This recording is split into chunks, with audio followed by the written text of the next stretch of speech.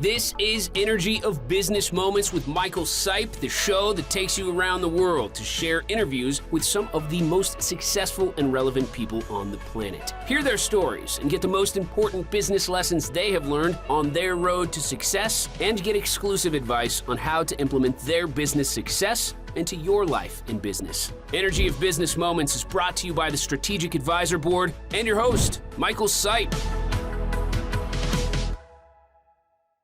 Hello, everyone. Welcome to the Strategic Advisor Board Energy of Business Moments podcast. I am Michael Sipe, your host.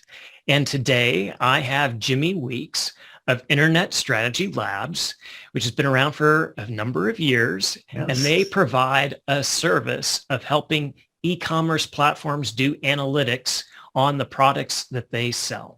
So, Jimmy, welcome to the show, and tell us a little bit about who you are, how you got into the business, and how long you've been in the business. All right. I'm Michael. Been in business. Started a web development agency in 2001, 11 days before 9/11. So started out very challenging. Nobody was interested in websites and stuff. We started, building websites, and about 14 years after that, we had grown to a pretty large agency, and basically through some decisions, we decided to close down our agency, and we started building dashboards.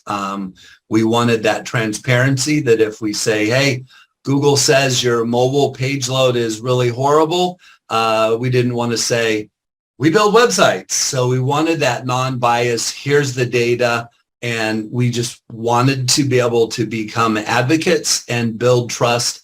And we can now do that really fast because people understand that we're basically here to help with data and make sure that business owners and, our special focus with veterans and military spouse know when we give them data, it is true and accurate data, and then we either help them fix it or we help them find vetted people to help them fix it. So that's kind of been our history and where we came from.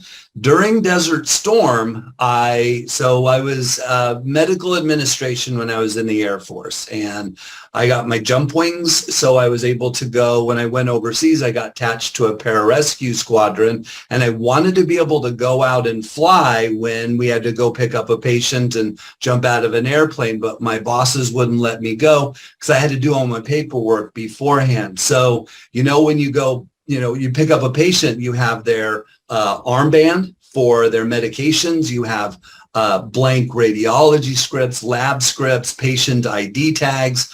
And he said, hey, if you could get all of this stuff programmed and ready to go very quick, then you can fly with us. So I built a software program on a 3¼ inch disk that was basically a Word Excel mail merge where I put in all of their information in one row, and it would print out about 15 different forms. And I was able to take that packet and go fly on the plane, and it got approved for an Air Force Suggestion Program initiative, got deployed and sent worldwide. So all the aeromedical evacuation units started using it. And so it was kind of then that I really got the bug doing platform integration, process improvement, and kind of took that along with me and fast forward to a software company, still kind of doing the same kind of stuff. Yeah, that's a fascinating story to go back that far into 1990, 91 timeframe and think about like, hey, how can we modernize? And software was still relatively new. Yeah. And so for you to be able to see a need, and then implement something that actually worked and was then replicated and used throughout the world at various sites is pretty cool. Yeah. And then that obviously gave you some of the sort of the background, if you will, to continue to iterate, to continue to innovate, and then provide the company that you have today. That sounds great. Wonderful. Yeah, and I didn't get a patent for it, but I think I got a meritorious service medal for it, which is pretty cool, but just couldn't monetize that one. So yeah, right, right. No, that's a pretty notable achievement at that rank. Not many people get that at all. So that's a pretty good achievement piece. Thanks. Well, so tell us a little bit more about your business side, because for a lot of people, they hear data, but when I say data, a lot of people don't know that there's a lot of information to be gleaned from that data, but even more so, what's actionable data. So when you do the analytics for people on their websites or their products they're selling on the e-commerce side, could you share a little bit about the actionable information that data analytics provide? So the first part about it is just collecting the data, right? And what most people don't know is they have data warehouses in lots of different places. You have your Google website and your Google Analytics data. And then if you have a Google map, you have a bunch of data in there, like what zip codes people are using and what keywords they're using to search. And you have your LinkedIn data. So what we have done historically is we find all that data and we put it in one big, data warehouse. And then most dashboards, you have to kind of know what data you want to go find. And we are not that way. We are 100% pre-built. We use our 2 decades of experience. We know what data you want, and we know what data is actionable for your business. So we will take your Google Analytics website visits by city, and then we will take your Google My Business searches by zip code, and we'll present that to you so you can see where your data, where your people are searching in zip codes, and then that's the actionable data. And you say, oh, you know what? Nobody in Laguna Beach is searching for us, and that's an opportunity for us. And so that's kind of how we pull in all the data, then we show you where the actionable data needs to come from. And I keep asking our developers, are we doing AI yet? And they're like, no, Jimmy, we're not there yet. The amount of data that we need to churn is unimaginable, but we're doing business intelligence. And so we're finding, like, if you have traffic coming in from Shanghai and it's all desktop, because spammers and hackers don't send visits to your website from a mobile phone, right? So criteria 1, Shanghai. Do you do business there? No. Is it all desktop? Yes. Is it a 100% bounce rate? Yes. Is it 0 time on site? Yes. And so we do that with every visit, every city that comes in country. So then we give you a report and say, this is all the traffic you should look for. So we have a lot of business intelligence because I can handle about 25 clients a month and give them the attention they need. But our dashboard, because even though it's only business intelligence, it can still churn a ton of information and automate. It can send you emails when it sees issues. It can send you an SMS text message if your paid ads is losing money. So we've made it to where we can be largely replaced. And that's software as a service, right? It's a software servicing you. So Jimmy Weeks can have time to, enjoy life a little bit. Right. Yeah. Right. No, that's great. And, when I love hearing companies innovate. And so basically what you have done is you've taken the brain power of doing the hand sort of computations or the hand analysis and then automated that into a software as a service. Yeah. And so that allows obviously a business to scale. Yeah. and to service more people and provide a level of expertise that's really unique and much faster than than the hands-on kind of approach. That still means that the programmers, the developers have to know the analytics that they're looking for to build, that actionable and valuable information to act on. So that's a great service you got there. Wonderful. Yeah, a lot of it. So historically, the DNA of our company was in franchise. That's where we started, in franchise. And we were building websites and doing SEO and heat mapping and advanced analytics. And a lot of our brand clients wanted to be able to look at data on a very large scale. So our first dashboards, we were pulling in hundreds of Google My Business, hundreds of Facebook pages, and hundreds of microsites. And that was kind of our DNA. And when COVID happened, a lot of our customers, our clients, our brand clients couldn't afford their agencies.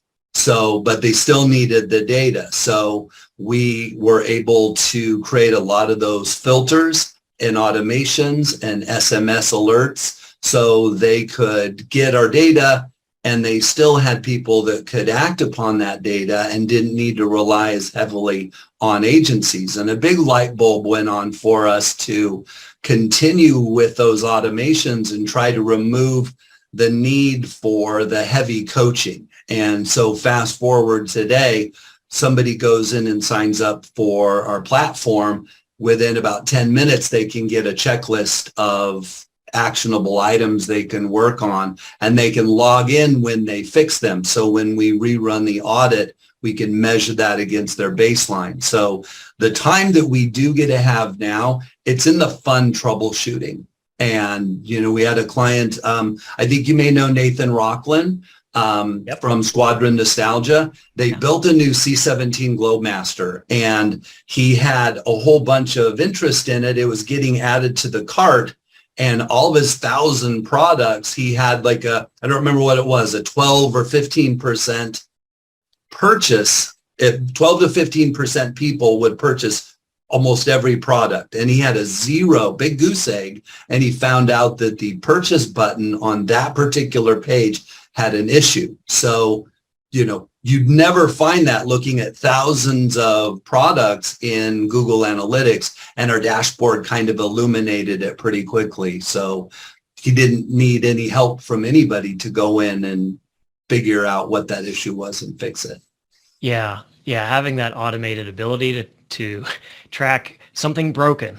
Yeah. Nope. People wouldn't track for maybe a couple of weeks or something, Right. How many sales losses? Yeah. Yeah. And then when is somebody looking at thousands of products? Right. Yeah. Exactly. Good. Well, that really paints a clear picture of the service you guys provide. And it's wonderful to see that kind of iteration go along, and some, stories on that. Well, as far as stories go, when we talk about the energy of running a business, right, we can have some ups and we can have some downs. And when I talk about those ups and downs, I like to explain that when I talk about the energy of that up and down, it's the thoughts that we think, the corresponding emotion we feel when we think some of those thoughts, and then the behavior or action we take. So if we're frustrated because we've lost customers, or we're ecstatic about a new product launch, all these things contribute to our overall energy. But from running a business perspective, it can have some even additional ups and downs. So Jimmy, would you please share with us maybe a low that you've had in your business? You've been around for a while, so I'm sure you've had a couple. How much time do we have? Yes. Yeah. Here was a big one. As I said, our DNA kind of started in franchise from a marketing analytics standpoint. And the big value of our platform was collecting data from hundreds of different sources for a specific brand. So that was our DNA, the multi-location. It's really hard to bring on new clients in the franchise space. Brands have directors of marketing who maybe don't want you in their business, so to speak, pointing at inefficiencies possibly, nor do the agencies want you in their business, maybe illuminating inefficiencies there and being in the middle of their relationship with their customer. And when COVID happened and we started working on a lot of these automations, we started seeing a faster market where we could help more people faster. And that has been in e-commerce, because it's an easier situation. They're doing more of the marketing and many times themselves.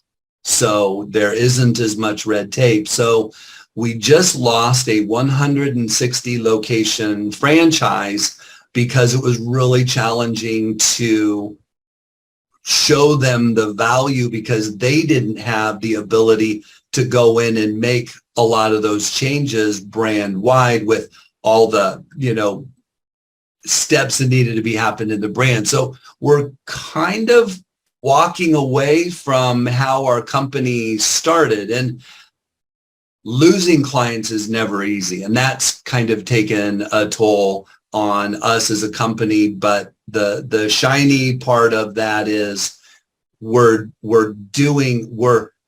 the fun part, the highlight is being able to help somebody like Nathan and spend an hour and fix something that had been bothering him and his business for some time. So so that was one of the low points, is just the DNA of how our company started is shifting. And even though there's a positive outcome to it, it's a little stressful, and it's a little, kind of makes you a little melancholy. That's maybe not the right word, but that's the feeling. Yeah. Well, that's interesting you talk about that, because all companies, they have to innovate or they die. Yeah. Right. Yeah. And so sometimes there are some significant growing pains in that innovation space of pivoting to a new platform or new service. And yeah, it makes sense that if you've lost some long-term clients because you're shifting to a new model, that would be kind of a low point. And then sometimes people wonder, is this change really worth it? And is it sustainable? Can I keep going? Yeah. Right. Yeah. Yeah. Well, good. Well, thanks for sharing that piece. Obviously on the flip side to that is the opportunity to really provide top-notch service, or just have that moment in a leadership position where, something wonderful has happened. How about a high moment for you as a business owner? Very recently. So we hired, a short time ago, we hired a sales manager, and he has decades of software sales in the franchise space. And so he came in thinking he's going to help us go find more franchise clients. And we sat in on some demos with other e-commerce clients, and we got off the phone, and we usually call each other, and we couldn't get through because one person is calling the other person. And he was like, why do we not have more of these clients? So it was a really big aha moment when I was feeling really, sad that we're not onboarding more franchise clients. And he's like, I have never seen data like this. He goes, this is what I want to sell. He goes, we can show somebody how to improve their business with clicks and a little bit of work that they know how to do. And so that was a big, so he's been very pivotal on me changing the focus of our company, so much so that we're rebuilding all of our websites. We're redoing all of our branding with Pete and Brand Alive. So it's they've been big roller coaster. I feel like dragging knuckles to, elation and floating around. So a lot of stuff in 2022 has been a lot of uplifting things that we're doing. Yeah, that's great. What I hear in the evolution of the energy we have in our business, sometimes down at the lowest level, what we call the catabolic level, is sort of this, I'm getting crushed, or I'm always stuck. I can't get out of this space. And so we'll fluctuate throughout the day sometimes. And what I also like hearing, though, about this most recent piece with your sales guy is the idea that it's sort of what we call the level 5 collaborative energy level. And that's where businesses really need to operate. Yeah. And business owners need to make sure their staff is kind of operating at level 5, where it's the collaborative environment. It's a win-win-win.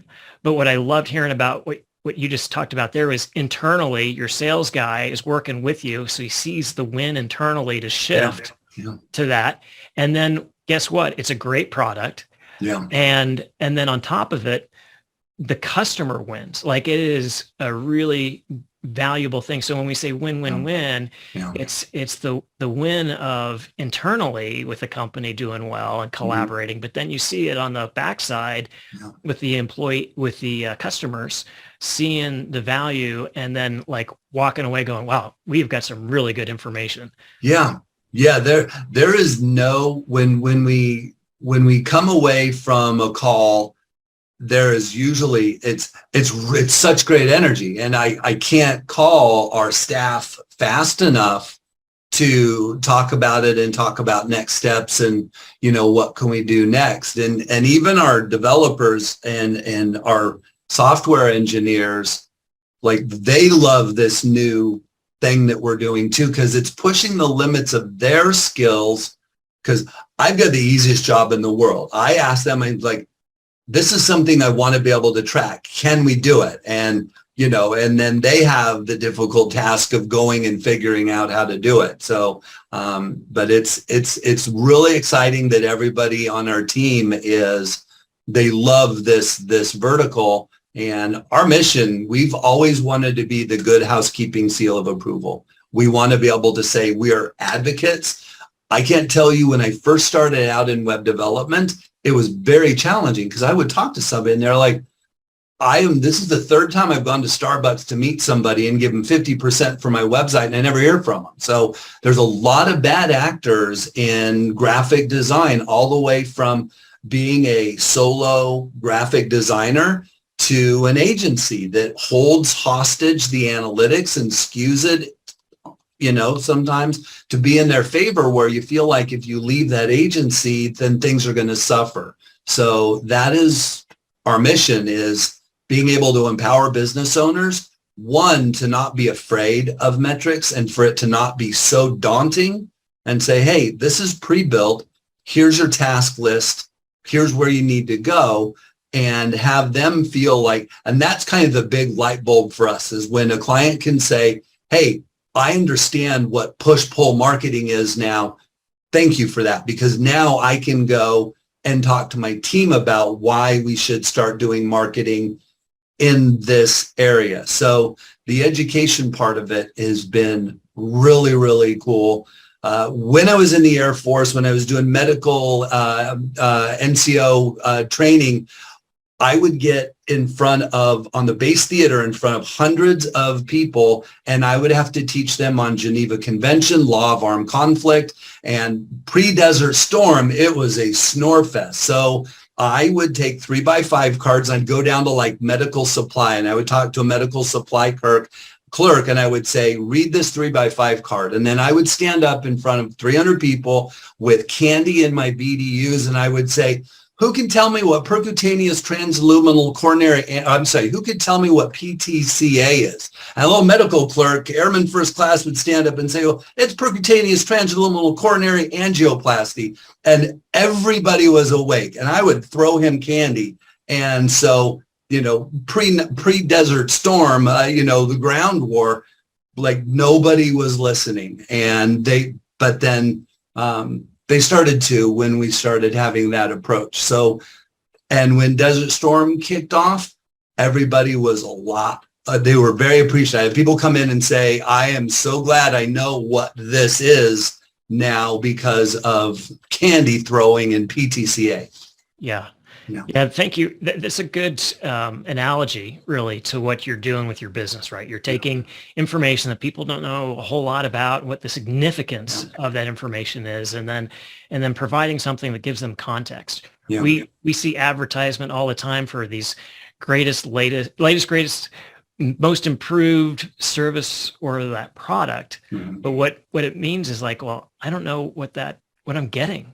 So when you are clear on what people are getting, then they're much more likely to buy, right? And much more likely to go, oh, I relate to that. Like I need that, right? Yeah. Good. Well, this has been great, Jimmy, hearing about your business and hearing about the ups and downs that you've had so far. Tell me, this is a question I asked everybody, is if you could meet anybody, deceased or living, who would that be and why? I kind of thought about it, when you asked me last week, and I've been thinking about it the whole time. And I went to my shelf and I was looking and I saw your book, and then I saw a book I read about from Mike Rowe.